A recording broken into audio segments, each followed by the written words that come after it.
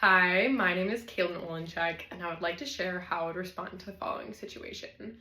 If a patient came to me in confidence to let me know they witnessed my classmate taking money from a staff member's desk, the very first thing that I would do is thank the patient.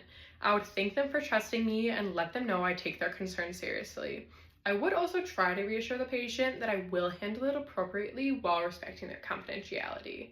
Also, I have been lucky enough to grow up in a family with physical therapists, and from growing up in that environment, I really do understand that as a student and as a future clinician that I am bound to a high ethical standard, especially in a situation that's going to impact the clinic environment and maybe even potentially patient care.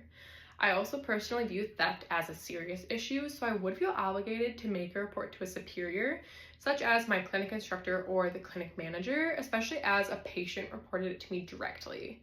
But before making that report, I would attempt to pull my classmate for a private and respectful conversation.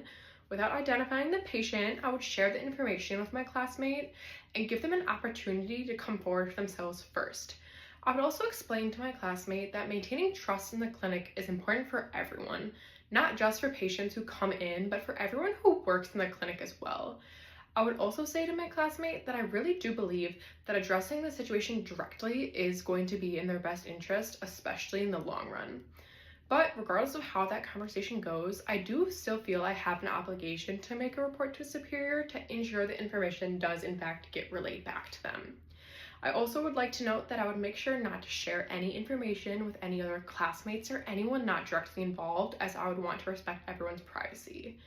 But all in all, my goal will be to honor the trust that the patient placed in me and also live up to the responsibilities that I have as a future physical therapist.